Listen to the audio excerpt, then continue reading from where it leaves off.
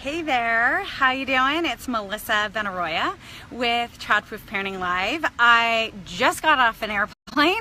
I'm in California. I'm at the 1440 Multiversity, and I did not want to miss an opportunity to chat with you. And I had a whole bunch of emails this week with questions, which I'm so glad you're sending in. So I want to make sure I answer one today, and there's one that's really relevant around kids and traveling and tantrums and new behavior. So I want to make sure that I kind of touch on all of those points.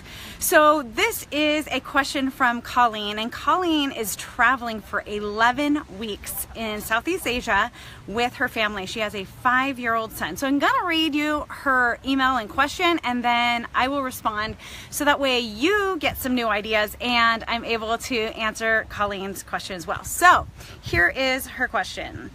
It says, we are 7 weeks into an 11-week trip to Southeast Asia with our 5-year-old son. That's very brave of you, by the way, Colleen. This resonates so much with what we've been struggling with. I think she was responding to an email she received from me the past couple of weeks. The first 4 weeks of travel, we didn't really experience tantrums. That's pretty impressive. But then we turn a corner and are experiencing more power struggles and hitting and lashing out from our son. Unfortunate.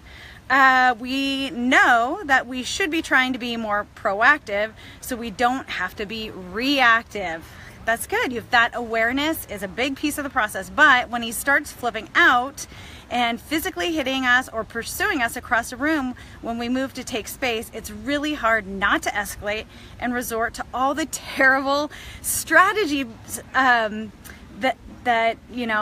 don't work. Making demands, whining ourselves, announcing some ill thought out consequence, etc. I won't be able to tune in right now, but she's going to tune in and watch later. So I want to make sure I answer Colleen's question, and there's a lot of different directions that we can go with this.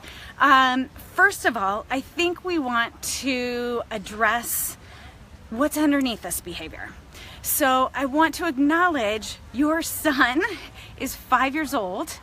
He's gone through a lot of change in the last 4 or 5 weeks. So he's in a foreign country. Time travel is really challenging. So that change, I don't know where you live, but I'm guessing it's not another part of Southeast Asia.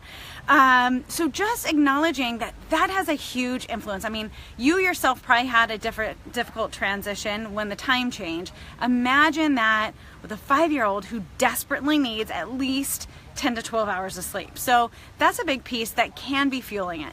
And there's just been lots of transitions, and young kids have a really hard time with transitions. So acknowledging that, he did pretty well those first few weeks, but this is really hard for kids. And I'm guessing it's not a totally kid-centric trip. You're in Southeast Asia traveling. Sure, you're doing a lot of fun things with your son, but sometimes kids get irritable because they are being dragged around doing things they don't necessarily want to do. And when I say that, dragged around, I do the same thing with my own kids. But that's part of the process. So I think being thoughtful about that and making sure there are parts of the day where there's things that he's enjoying, and also making sure there's breaks. Because when you're traveling, there's a lot to see and do. And of course we want to do as much as we can, especially when we're out of our own country.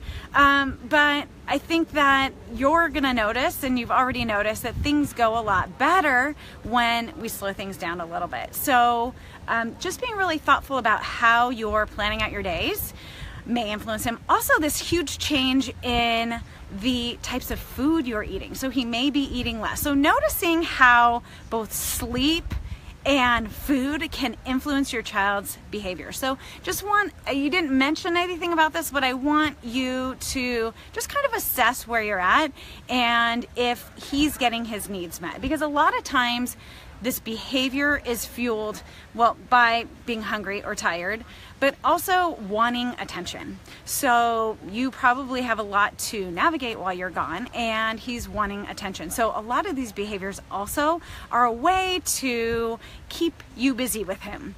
And so I think just acknowledging and helping him understand what it is he wants and needs. So maybe start focusing on asking some questions with, hey, what's going on? What do you need? What do you want? Now, he doesn't probably have this awareness around what he wants and needs, so you may have to explore this with him a little bit.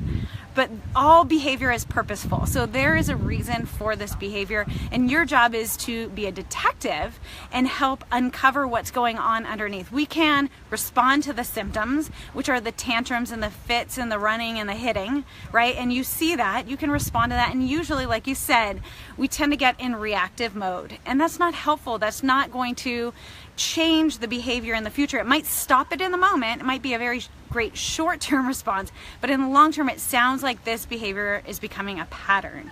So I think getting underneath of what's going on, what he needs or what he wants, and then doing some problem solving with him and helping him figure out what he needs and how he can get that. And I know you're probably limited. You're not in your own house. You don't have all the natural resources you would have with you. So it's a bit challenging. I know for myself, so I've traveled quite a bit with my children. They do a lot better when there are other kids around. This summer we took a trip with them and we didn't have kids with us, and it was a little bit more challenging for them, and we talked about that during the trip. We talked about what we could do to make sure they're having fun. Last year we took a trip and we were traveling with some other families we didn't know, but families that had children of a similar age, and it was a very different experience. So I think just being mindful of maybe stopping at a park and making sure he has an opportunity to run around and do some fun stuff. Now there's the issue of your response in these moments, because they're gonna happen. Like, I think it's a total fluke that it didn't happen till 4 or 5 weeks in. That's pretty amazing for a 5-year-old. So I think being mindful that how you respond is going to make a huge difference. And one of the things I talk about, and I don't know if you've had the opportunity to take the Keep Calm course, I have a free 5-day course, and it might actually be longer right now. I've offered it in 5-day, 10-day courses, but I have it up on the website right now, and it is an opportunity for you to build your awareness and practice using empathy as a parenting tool. Empathy to connect with your child, and empathy to reflect and put yourself in your child's shoes, and also calm down. It can be a reminder that we need to regulate our emotional state before we say or do anything else. And I like to draw a little bit from Love and Logic's use of empathy. And Love and Logic suggests you use a one-liner just initially just to become a habit or a practice. And it sounds something like, oh no, or uh-oh, or oh man. It's that first thing that we say or do before anything else that helps our child understand and know that I hear you and I see you. When we stop and we empathize and we connect first, they're going to be more willing to hear what's coming next. And it might not be something they like. It may be a consequence. And you brought up coming up with ill-thought consequences. And I love that you acknowledge that there are some consequences that are ill-thought and actually a form of punishment. And I talk a lot in the Childproof Parenting course about the difference between discipline and punishment. And consequences can be both. And it's just really how you formulate the consequence. So if we're creating kind of some shame, pain, or blame to manipulate our child's behavior, it's really going to be a form of punishment. Now, if we're being thoughtful and we're allowing a natural consequence to occur, so maybe he's running a lot and he trips and falls, and instead of us kind of jumping in and holding his hand, like we let him, within a safe environment, learn from his own choices. So we don't say anything, we don't do anything. And then there's the logical consequences. And those are the things that we come up with as a parent in response to our child's behavior. In order for a consequence to be a logical consequence, though, it has to be related to what happened. So if he didn't, put his dirty clothes away, he doesn't get TV. That's not related to what happened. So maybe he didn't put his clothes away and his favorite shirt doesn't get washed, or we don't see it for a week because it didn't get put away, or you're traveling, so it's a little bit more challenging with that example. But there's a connection between the two. So maybe you're in the hotel room and you ask him to turn the TV off because maybe you have some limits around how much TV he can watch, or videos or movies or whatever it is. Then that might be a logical consequence where you say, you know what, tomorrow, because you didn't turn off when I asked you, tomorrow we're going to skip TV and we can try again another day. It's clear that it's hard for you to manage this right now, so we're just going to take a break. So there is a connection there. So it's related to what happened. It's reasonable. It's not like, you know what, for the rest of this trip we're not going to watch TV. So it's not reasonable, and that's why in my example I say, you know, we're going to take a day off, or we'll try again tomorrow. So those are very simple responses. They're related, they're reasonable, and the last R of creating a logical response or consequence is being respectful.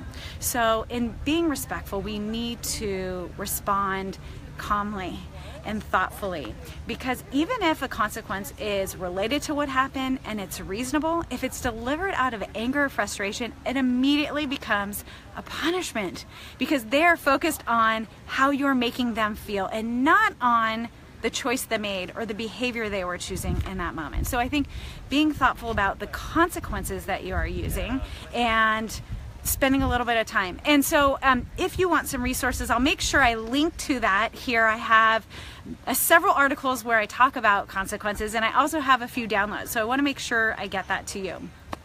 So a few things to think about.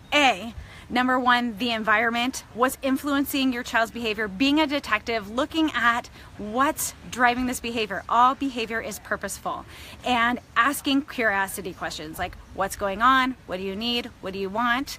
And then doing some problem solving with them. Noticing that, this is number two, how you respond is going to make a huge difference. And empathy is something that we are all born with, and some of us have more than others naturally, but I liken it to a muscle. It's something that we can strengthen. So I encourage you to focus maybe just on this one practice over the next few weeks. And if you can, sign up for this Keep Calm course, because I think it'll help you build that practice and build your understanding and awareness around how to use it and how it's helpful.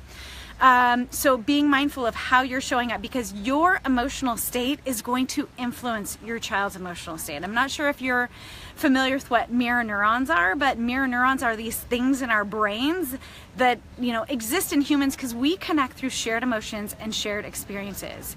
And they're like a mirror. It's kind of like that monkey see, monkey do effect. If I come out really angry and you're having a great day, all of a sudden you feel angry and agitated, because our emotions are contagious. So being mindful that if you take a deep breath and calm down and are cool and relaxed in your response, your child is going to mimic that response. It might not be immediately, but you're going to have a much better time of helping your child calm down when you're calm. So that's why sometimes it's better not to say anything and just sit next to your child and take a few deep breaths and really relax. Focusing on yourself is going to be the greatest influence on your child's behavior. I hear a lot of parents tell kids, you need to calm down, you need to take a few deep breaths. And that tends to spark an escalation in that moment, because the child is being told what to do, which they most often do not like, and they don't feel seen or heard. So this is an opportunity to connect, to help them calm down, regulate yourself so you can make better choices when you respond.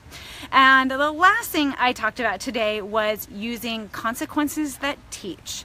And those are both the natural consequences. Those are things that you are not involved in, that you allow to happen and that your child will learn from, and the logical consequences. And those are the ones that you come up with that are related, reasonable, and delivered respectfully.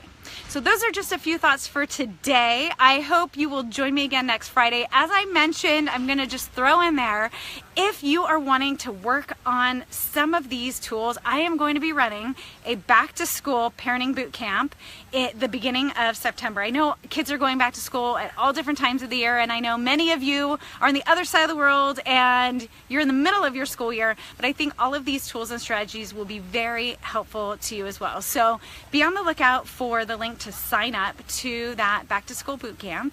And once again, if you have questions, please feel free to send those to me, and I will be sure to either answer them in an email, write a blog post, or answer it here on Facebook Live. All right, you guys, thanks so much for showing up, and have a great weekend. Take care. Bye. I don't know how to stop this.